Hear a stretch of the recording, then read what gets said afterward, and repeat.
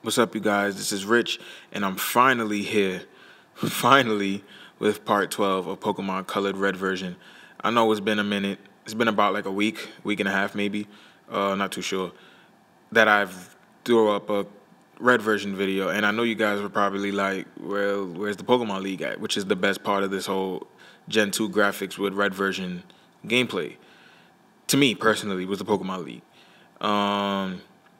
Because I was hyped up and excited. I couldn't wait to get to this part of the game because I just wanted to see the Elite Four with Gen 2 graphics. And Laura Lee was not in Generation 2, so it's nice to see that they gave her Fire Red sprite with Gen 2 like graphics. Yeah, so I know it's been a minute since I've recorded, and I apologize. I had other games distracting me, I must not lie.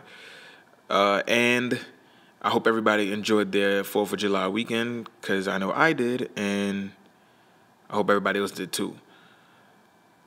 So we're just going to basically breeze through Laura Lee, if that's how you even say her name, Laura Lee, whatever. We're going to breeze through her Pokemon and come out with this Flawless. Take her down real quick. She looked nice. Because that was one of the main things I was curious about when I started playing the Colored Red version. How would Agatha and Laura Lee look in Gen 2 graphics? Because they were not in Gen 2. Only the men were, which is Bruno, Lance, and Blue. So it was just interesting to see what they look like. But apparently it seems like they took their Fire Red and Leaf Green sprite and Gen 2'd it, basically. So I'm pretty sure if Laura Lee looks like that in this game, then I'm pretty sure Agatha is also using her Fire Red sprite with the Gen 2 graphics. So still cool though. I'm a champ. I took a big risk sending out Lapras on Machamp because I'm pretty sure one submission could have killed me. But yep, swept Bruno, swept Laura Lee, and we're gonna just throw Snorlax on top because he has Earthquake, and since Gengar does not have Levitate in these games, we're gonna pretty much spam Earthquake. And one Rock Slide granted Golbat. And as you can see, that was Agatha with her Gen 2 sprite. Her Fire Red sprite in the Gen 2 graphics.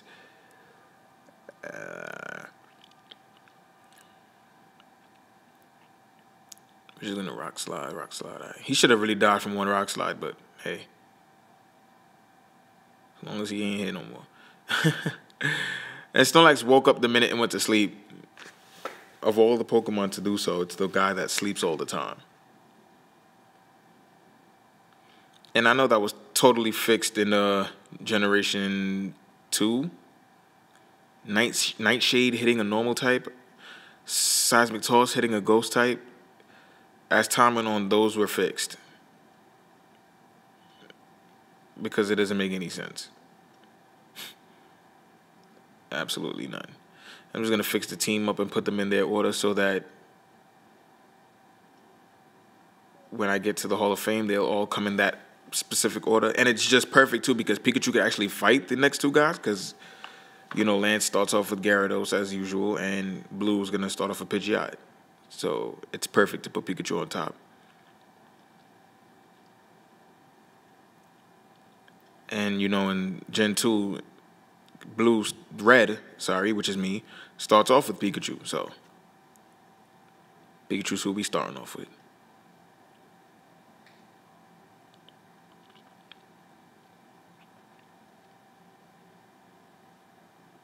I could have kept Blastoise in, but I just figured that Ice Beam was more reliable, and I was getting stabbed from the Ice move with Lapras, so I just used him, and then went back to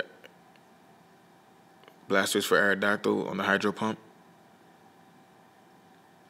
Another thing about Generation 1 is if you use Hyper Beam and it's a one-hit knockout, you don't have to recharge on the next turn.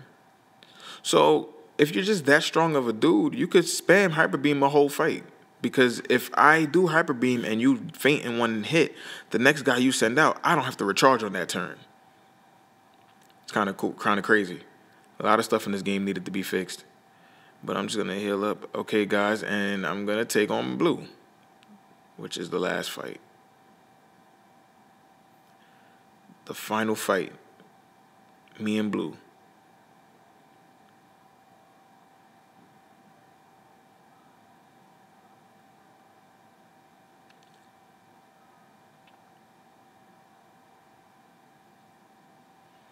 And I don't know if you guys remember Generation 1, when you fought Blue at this part of the game, his whole sprite completely changed. His hair looked different.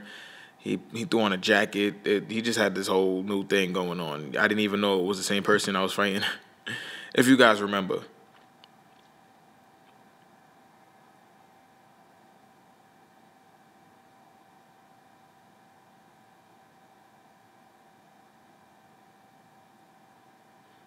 Snorlax with a 54, and Alakazam could have definitely got rid of Snorlax. I don't know how many reflects he planned on trying to use. He must have never been too sure about the first one. He is feeble.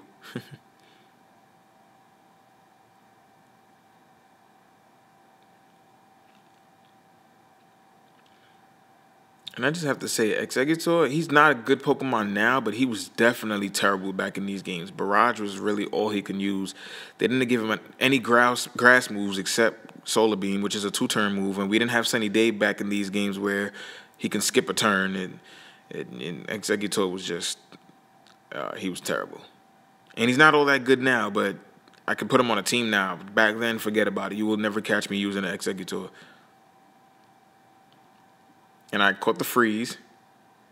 And as you guys can see, Charizard took super effective damage. I just had to screenshot that real quick.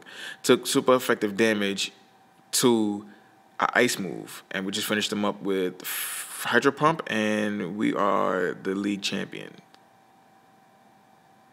Just like that.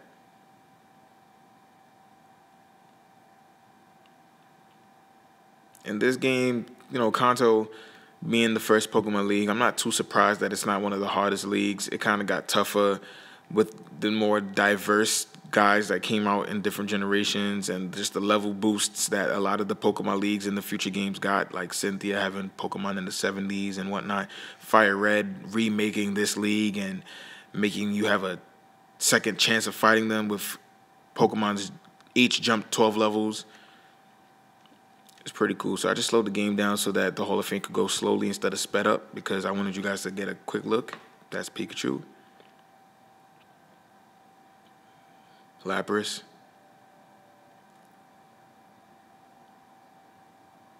Snorlax.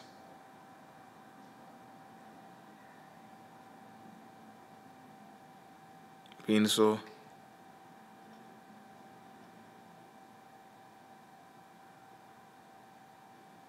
Charizard.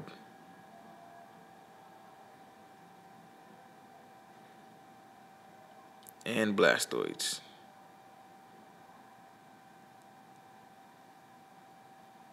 And then there's me. All right, guys. Now, in the next video, and which is going to be the final video, you're going to go see me catch Mewtwo. This is Rich, and I'm out.